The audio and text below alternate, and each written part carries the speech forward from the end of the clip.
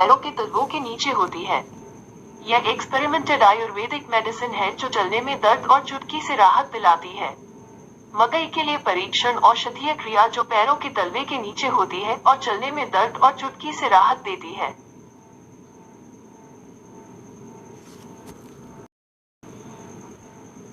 पैर में कील हो जाए तो क्या करें? पैरों की नियमित देखभाल करने से कॉर्न और कैलस जैसी समस्या से बचा जा सकता है। पैरों को धोने के बाद अच्छे से सुखाएं और पैरों के लिए विशेष moisturising cream, body lotion cream नहीं, अच्छे से लगाएं। पैरों को रगड़ने वाले प्यूमाइल स्टोन, पमिस स्टोन या फुट फाइल का नियमित इस्तेमाल कर पैरों की सख्त त्वचा को हटाएं। कॉर्न को कैसे ठीक करें? सेंधा नमक फुट कॉर्न का करे इलाज। Rock salt help to heal foot corn in Hindi. सबसे पहले टब या बाल्टी में गर्म पानी भर दे, फिर सेंधा नमक मिलाकर कॉर्न जिस जगह पर है उस जगह को 10 से 15 मिनट के लिए डुबोकर रखें। सेंधा नमक में मौजूद एंटीबैक्टीरियल गुण पाए जाते हैं जो फुट कॉर्न को कम करने में मदद करते हैं।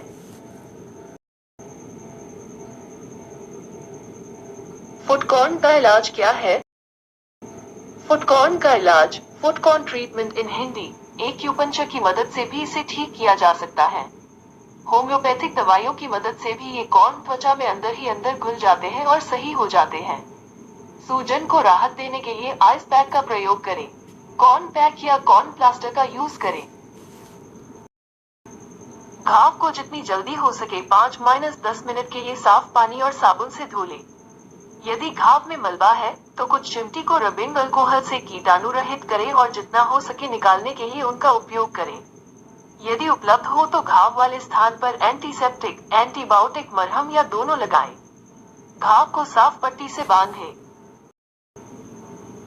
पैर में कील लगने पर क्या करना चाहिए?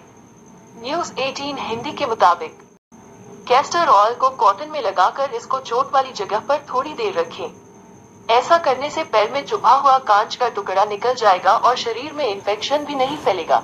इन सब के अलावा कांच या कांटा निकल जाने के बाद आप उस चोट पर हल्दी लगा सकते हैं। हल्दी में प्राकृतिक एंटीसेप्टिक और एंटीबायोटिक गुण पाए जाते हैं। पैरों के तलवों में ज्यादा चलने, रगड़ खाने और दबाव के कारण त्वचा में मोटी बेर के समान गांठें बन जाती हैं। इन गांठों को फुट कॉर्न कहते हैं। अधिकांश लोग इस समस्या से परेशान रहते हैं। कई दिनों तक इसका इलाज न करवाने पर ये गांठें आकार में बड़ी होती जाती हैं और फिर चलने फिरने में मुश्किल होने लगती है। बेकिंग सोडा, एक टब में हल्का गर्म पानी लें और उसमें 2 चम्मच बेकिंग सोडा मिलाएं और उसमें पैर डालकर कुछ देर बैठ जाएं। इसके बाद प्यूमिक स्टोन से डेड स्किन हटाएं। 1 हफ्ते तक ऐसा करने से कॉर्न सही हो जाएंगे। मक्का हड्डियों को मजबूत बनाने में मदद करता है। कोलेस्ट्रॉल को कम करने के लिए मक्का का सेवन करना बहुत ही फायदेमंद माना जाता है, क्योंकि मक्का में विटामिन सी, फाइबर, कैरोटीनॉइड और बायोफ्लेवोनॉइड्स के भरपूर गुण पाए जाते हैं, जो धमनियों को ब्लॉक होने से रोकता है। साथ ही ये कोलेस्ट्रॉल का कम करता है। मक्का कब खाना चाहिए? मक्का का कई रूप में सेवन किया जाता है, लेकिन सर्दियों में नियमित मक्का का आटा खाना चाहिए। इसमें फाइबर की मात्रा ज्यादा होती है, जो कोलन कैंसर की संभावना घटाता है। साथ ही फाइबर कोलेस्ट्रॉल के लेवल को भी कम कर दिल को स्वस्थ रखने का काम करता है। मधुमेह के रोगियों के लिए भी मक्का का आटा बहुत लाभकारी होता है। इसके अलावा यह हाई बीपी की समस्या को कम कर हार्ट अटैक और स्ट्रोक का खतरा कम करता है। सर्दियों में नियमित रूप से इसे खाने से शरीर में से बुरे कोलेस्ट्रॉल का लेवल कम हो जाता है। सर्दियों में जच्चा और बच्चा दोनों स्वस्थ रहे, इसके लिए बहुत जरूरी है कि गर्भवती महिलाएं अपने आहार में मक्के की रोटी को जरूर शामिल करें। मकई की तासीर गर्म होती है, इसलिए इसे खाने के तुरंत बाद पानी न पीने की सलाह दी जाती है।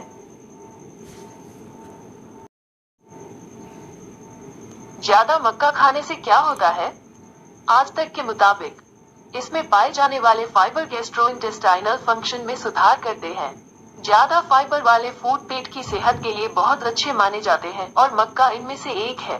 ये पाचन और मेटाबॉलिज्म से जुड़ी दिक्कतों को दूर कर इसे बेहतर करता है।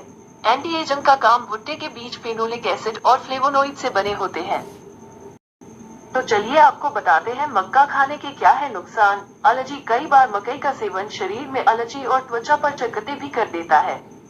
कई लोगों में तो उल्टी जैसे लक्षण भी देखने को मिलते हैं। मकई के सेवन से एलर्जी का कारण इसमें पाया जाने वाला इंजेस्टेबल प्रोटीन होता है।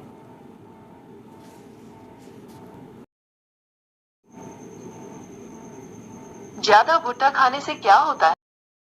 पके हुए भुट्टे में फोलिक एसिड होता है जो कि कैंसर जैसी बीमारी में लड़ने में बहुत मददगार होता है। इसके अलावा भुट्टे में मिनरल्स और विटामिन प्रचुर मात्रा में पाए जाते हैं। भुट्टे को एक बेहतरीन कोलेस्ट्रॉल फाइटर माना जाता है जो दिल के मरीजों के लिए बहुत अच्छा है। बच्चों के विकास के लिए भुट्टा बहुत फायदेमंद माना जाता है। कब निकलते हैं बेबी के दांत? कुछ बच्चों के जन्म के समय ही पहले दांत होते हैं, लेकिन कुछ बच्चों के 4 महीने के होने से पहले दांत आना शुरू हो जाते हैं और कुछ बच्चों के 12 महीने के होने के बाद दांत निकलते हैं। ज्यादातर बच्चों के दांत 6 महीने के होने तक आना शुरू हो जाते हैं।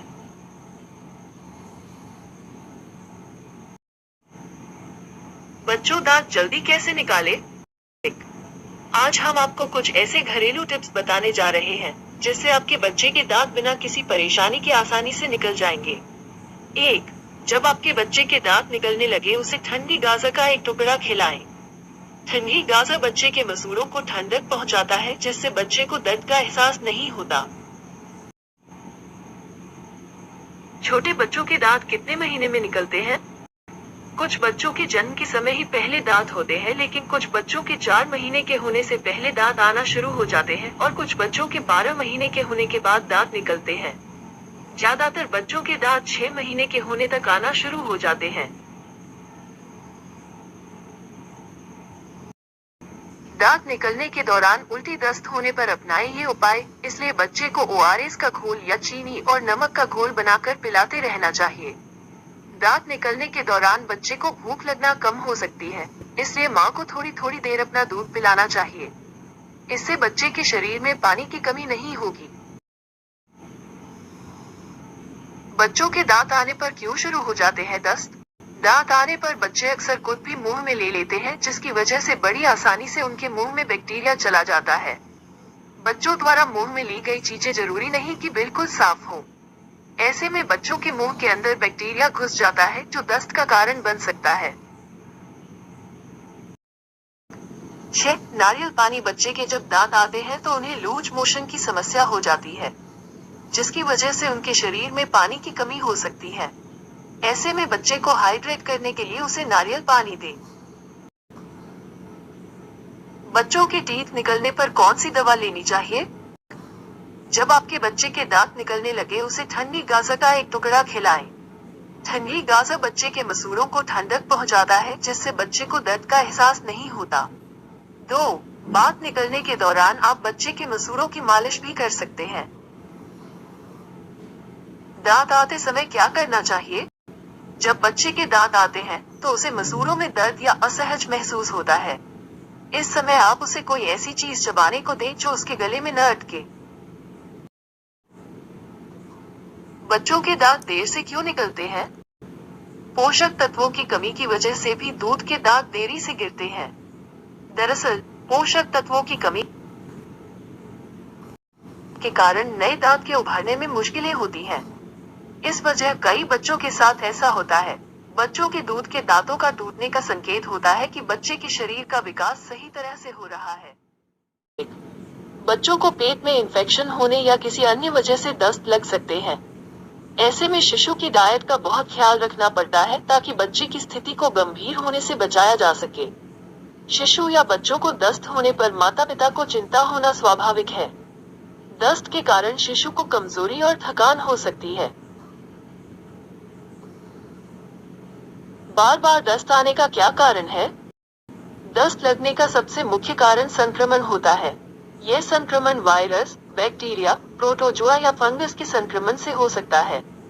यह संक्रमण प्रदूषित खान पान या गंदे हाथों से किसी खाद्य पदार्थ के खाने से मानव शरीर में फैल जाता है, जो एक व्यक्ति से दूसरे व्यक्ति में फैलता है। बच्चों में दस्त का पहला उपचार क्या है? इसके लिए या तो मेडिकल से ORS लाकर पानी में घोलकर बच्चों को पिला दें या फिर आप घर पर भी इसे तैयार कर सकते। इसके लिए पानी को उबालकर ठंडा करें और इसमें नमक और चीनी डालकर अच्छे से मिला लें। अब इस घोल को थोड़ी थोड़ी देर में बच्चों को पिलाते रहें। दस्त लगने पर बच्चे के शरीर में पानी की कमी हो सकती है। ओआरएस का घोल लूज मोशन होने पर ओआरएस का घोल सबसे ज्यादा कारगर साबित होता है और सदियों से माने बच्चे का पेट खराब होने पर इसी का इस्तेमाल करती आ रही है। दस्त के कारण शरीर से ज्यादा पानी निकल जाता है जिससे डिहाइड्रेशन की समस्या हो सकती है, इसलिए इसे रोकने के लिए खूब पानी और अन्य तरल पदार्थ पिए। शरीर में इलेक्ट्रोलाइट्स बढ़ाने के लिए स्पोर्ट्स ड्रिंक और इलेक्ट्रोलाइट ड्रिंक अच्छे विकल्प हैं। आप नींबू पानी और ओआरएस का पानी भी पी सकते हैं। बिना खाए पेट खराब होने पर फाइबर वाली चीजें कम खानी चाहिए। इससे पाचन प्रक्रिया तेज हो जाती है और दस्त ठीक नहीं हो पाते हैं। आपको खाने में साबुत अनाज, चावल और ब्रेड, बीज और सूखे मेवे ज्यादा नहीं खाने चाहिए।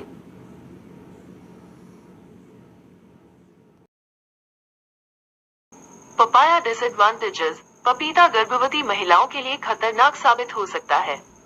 दरअसल इसमें लेटेक्स की मात्रा बहुत होती है जिससे गर्भाशय सिकुड़ जाता है, जो भ्रूण के लिए खतरनाक होता है।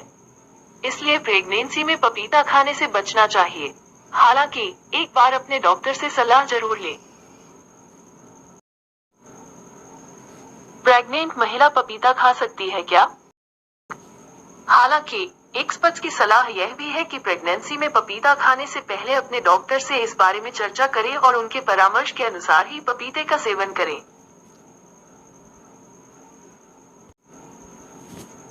प्रेगनेंसी में पपीता कौन से महीने में खाना चाहिए? हाँ, गर्भावस्था के दौरान पपीता खाना सुरक्षित है, बशर्ते पपीता पूरी तरह से पका हुआ हो। हालांकि यदि पपीता कच्चा, हरा या आधा पका है तो इसका सेवन गर्भवती महिलाओं के लिए सुरक्षित नहीं है। ऐसा इसलिए क्योंकि कच्चे पपीते में लेटेक्स नामक पदार्थ की अधिकता होती है। प्रेग्नेंट महिला को पपीता क्यों नहीं खाना चाहिए? डॉक्टर्स का कहना है कि प्रेगनेंसी में कच्चा और आधा पका पपीता खाना खतरनाक होता है क्योंकि इसमें लेटेक्स की मात्रा ज्यादा होती है जो गर्भ के सिकुड़ने का कारण बनता है। इससे गर्भपात का खतरा रहता है। वहीं पका पपीता विटामिन सी और ई और फाइबर से भरपूर होता है जो फायदेमंद होता है। हालांकि ज्यादा सेवन हानिकारक हो सकता है। प्रेगनेंसी के 9वें महीने में पपीता खाने से क्या होता है? सामान्यतः पपीते को गर्भावस्था में खाना गर्भस्थ शिशु के लिए हानिकारक माना जाता है। दरअसल पपीता गर्म प्रकृति का होता है। इसका प्रयोग पेट संबंधी रोगों या कब्ज होने पर पेट साफ करने के लिए भी किया जाता है। इसी के चलते यह माना जाता है कि गर्म तासीर होने के कारण यह गर्भस्थ शिशु को नुकसान पहुंचा सकता है। इस बारे में विशेषज्ञों का कहना है, गर्भावस्था में पपीता खाया जा सकता है अगर वह पूरी तरह से पका हुआ हो और इसका प्रयोग कम मात्रा में किया जाए। पूरी तरह से पका हुआ पपीता विटामिन सी और विटामिन ई का स्रोत होता है और इसमें फाइबर के साथ ही फोलिक एसिड भी भरपूर मात्रा में पाया जाता है जो फायदेमंद है।